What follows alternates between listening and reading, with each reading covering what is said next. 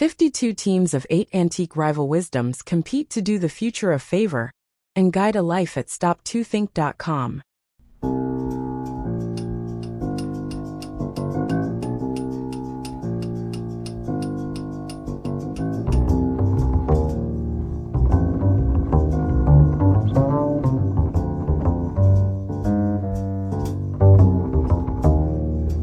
Team quote 35.1.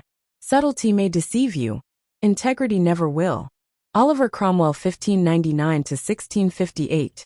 This pointed observation from Cromwell, who led England during its brief period as a republic, reflects both his Puritan values and his experience with political intrigue. The quote creates a powerful contrast between subtlety, which suggests cleverness, manipulation, and hidden meanings, integrity, which represents straightforward, honest dealing, deception, which may come wrapped in sophisticated packaging, truth, which stands plain but reliable. What makes this particularly interesting coming from Cromwell is that as a military and political leader, he would have encountered plenty of subtle deceptions and diplomatic maneuvering. His preference for direct integrity over clever subtlety likely grew from seeing how complicated schemes often backfire. The use of may with subtlety versus never with integrity creates a telling contrast, suggesting that while subtle approaches might sometimes work, integrity is reliably trustworthy. Have you found in your own experience that straightforward dealing, though perhaps less clever, proves more dependable than subtle manipulation? Team quote 35.2. There is nothing like a dream to create a future. Victor Hugo 1802 to 1885.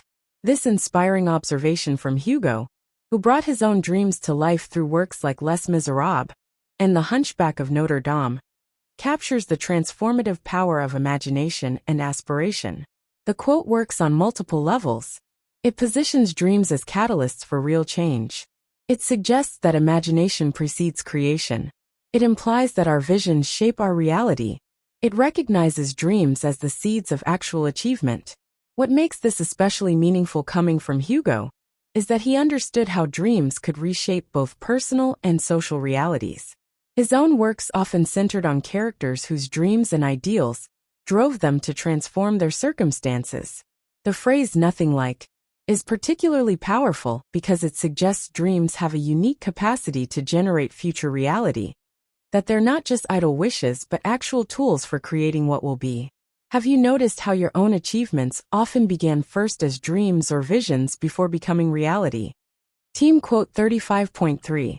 Bashfulness is an ornament to youth, but a reproach to old age. Aristotle 384 BC, 322 BC. Let me analyze this nuanced observation from Aristotle, which reflects his views on character development across different life stages. 1. The age-dependent context is crucial. In youth, bashfulness suggests modesty and proper humility. It indicates an awareness of one's inexperience, shows appropriate respect for those with more knowledge, demonstrates social sensitivity and self-awareness. 2. The shift in meaning with age. What appears virtuous in youth becomes problematic in age. Bashfulness in elders suggests missed opportunities for growth, implies a failure to develop necessary confidence and wisdom, indicates incomplete personal development. 3. The deeper philosophical implications. Character traits aren't universally virtuous or flawed. Personal growth requires evolving beyond certain qualities. What protects us in youth can limit us in maturity. Different life stages demand different virtues. The word choice is particularly interesting. Ornament suggests something that enhances but isn't essential. Reproach implies not just a flaw but something deserving criticism. This contrast highlights how the same trait can shift from asset to liability. This reflects Aristotle's broader philosophy about the development of character, and his belief that virtues must be cultivated appropriately according to one's stage in life. Team quote 35.4. Necessity never made a good bargain. Benjamin Franklin 1706 to 1790. Let me analyze this practical insight from Franklin, which reflects his understanding of both business and human nature. 1. The economic wisdom here is profound. When acting from desperate need, we lose bargaining power. Urgency often forces acceptance of unfavorable terms. Emergency purchases typically come at premium prices. Planning ahead preserves negotiating leverage. 2. The broader life lesson implies. Preparation prevents disadvantageous decisions. Crisis management is inherently costly. Freedom of choice requires forethought. Desperation compromises judgment. 3. Franklin's experience as a businessman taught him. The stronger position in negotiation belongs to those who can walk away. Patient buyers make better deals than rushed ones. Options create leverage. Timing affects value. This connects to many of Franklin's other maxims about prudence and planning, like by failing to prepare, you are preparing to fail. His experience as a printer, inventor, and diplomat showed him repeatedly how necessity could force people into poor agreements. The quote's enduring relevance speaks to fundamental truths about human transactions. Whether in business, relationships, or politics, those acting from necessity rarely get the best terms. Team quote 35.5. Even if you are on the right track, you will get run over if you just sit there. John Ray 1627-1705. The quote uses a railroad metaphor, which is particularly interesting as it combines two powerful ideas: being on the right track, making good choices or heading in the right direction, and the danger of getting run over, failing despite having good positioning. The deeper meaning operates on several levels. The first level is about the relationship between potential and action. Being on the right track represents having good ideas, making correct choices, or being well positioned for success. However, the quote warns that this advantageous position alone isn't enough. You must also take action. The second level addresses the dynamic nature of success. The train imagery cleverly illustrates how opportunities and time keep moving forward relentlessly. Just as a train follows its predetermined path, time and progress move in only one direction, and they wait for no one. The practical application of this wisdom extends to many areas of life. In business, having a great idea isn't enough. You must execute it before someone else does. In personal development, knowing what you should do isn't sufficient. You must actually do it. In career growth, having qualifications alone won't advance you. You need to actively pursue opportunities. The quote effectively teaches that positioning is only the beginning. It's the combination of being in the right place and taking decisive action that leads to success. The alternative, sitting there, represents complacency, procrastination, or passive behavior, which can lead to failure even when all other conditions are favorable. Team quote 35.6. All money is a matter of belief. Adam Smith 1723-1790. Let me help you understand this profound observation about the nature of money from Adam Smith, who is often considered the father of modern economics. His insight here captures a fundamental truth about currency that's both simple and deeply complex. To understand this quote fully, let's first consider what money actually is.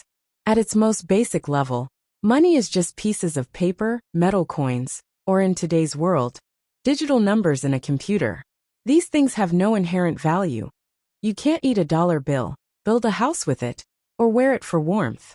What makes money valuable is our collective agreement that it has value. Think about early human history. Before money, people traded directly, a sheep for some grain, or labor for food. This barter system had obvious limitations.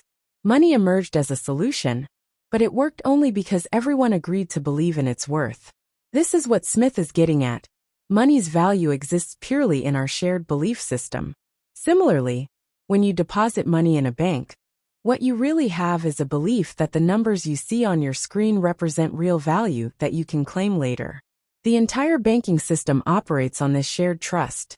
Smith's insight extends beyond just currency to encompass broader economic concepts.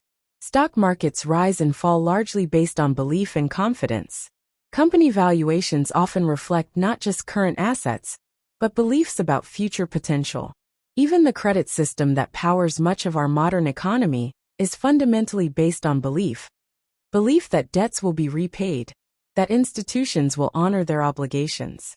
Understanding this quote helps us grasp why economic crises often involve crises of confidence. When belief in a currency or financial system wavers, real economic consequences follow. This is why central banks and governments work so hard to maintain confidence in their currencies and financial systems. Team quote 35.7. To advise conceited people is like whistling against the wind. Thomas Hood 1799 to 1845. Let me help you understand this perceptive observation from Thomas Hood, a British poet and humorist, known for both his serious and comic verses. His metaphor about advising conceited people captures a profound truth about human psychology and the challenges of communication. Let's first break down the metaphor itself. When you whistle against the wind, several things happen. The sound is blown back at you, your effort is wasted, and you might even end up with a face full of dust. The wind, being a powerful natural force, completely overwhelms your attempt to project sound in the opposite direction. This creates a vivid image of futility, trying to accomplish something while working against an overwhelming opposing force. Now let's examine how this connects to advising conceited people. Conceit, or excessive pride in oneself, creates a similar opposing force in human interaction. A conceited person has built up strong mental barriers. They believe deeply in their own superiority and correctness. When you try to offer advice to such a person, your words, like the whistle in the wind, are fighting against this powerful psychological force. First, their pride acts as a defensive wall. Just as the wind pushes back against the whistle, their ego pushes back against any suggestion that they might need to change or improve. They might interpret advice as criticism, or as a challenge to their self-image. Second, their self-perceived superiority creates a filter. Even if your advice manages to reach them, it often gets distorted or dismissed. They might think, what could this person possibly teach me? This is similar to how the wind not only blocks the whistle, but can also distort whatever sound makes it through. Third, there's often a backfire effect. Just as whistling against the wind might result in getting dust in your face, trying to advise a conceited person might actually reinforce their behavior. They might become even more entrenched in their positions as a defensive reaction. Team quote 35.8.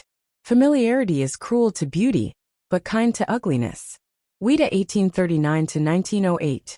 Let me help you explore this insightful observation from Ouida, the pen name of Maria Louise Raime, an English novelist known for her complex romantic fiction and keen observations of human nature. To understand this quote fully, we need to first consider what familiarity does to our perception. When we first encounter something, our brain pays careful attention to every detail. Over time, however, repeated exposure changes how we process what we see. This psychological phenomenon is called perceptual adaptation, or neural adaptation, where our brains begin to filter out familiar stimuli to conserve mental energy. Conversely, when we first encounter something ugly or imperfect, we're immediately aware of its flaws. But as we become familiar with it, something interesting happens. Our brain begins to filter out these imperfections. We might even start to find charm in the very features we initially found unappealing. Consider an old, asymmetrical building with weathered walls.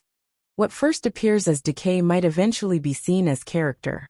This principle extends beyond physical appearances. In relationships, for instance, we might initially be captivated by someone's striking features or charming mannerisms. Over time, these exceptional qualities can become mundane through familiarity. Yet someone whose appearance or personality initially struck us as unremarkable might grow more appealing as we discover subtle qualities that reveal themselves only through extended acquaintance. The quote also reflects a deeper truth about human perception. We tend to take beautiful things for granted while developing appreciation for the imperfect. This relates to what psychologists call the mere exposure effect, where repeated exposure to something tends to increase our liking for it.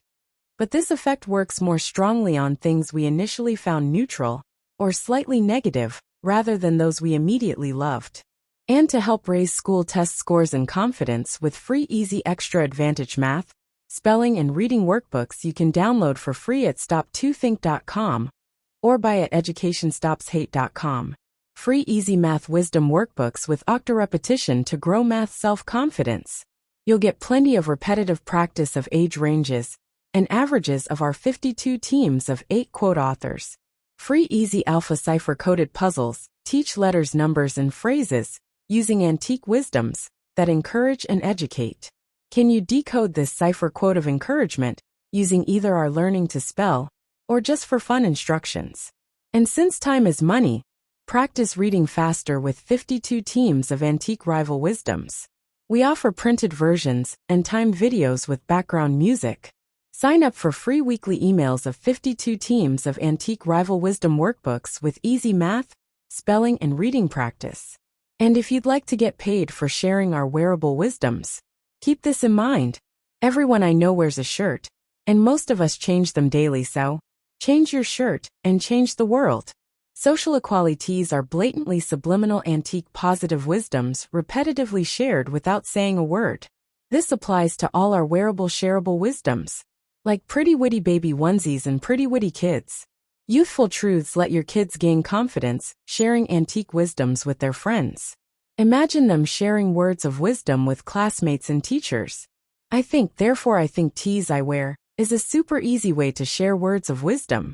With wearable wisdoms to fit babies, kids, and adults, you can clothe a whole family, city, or state.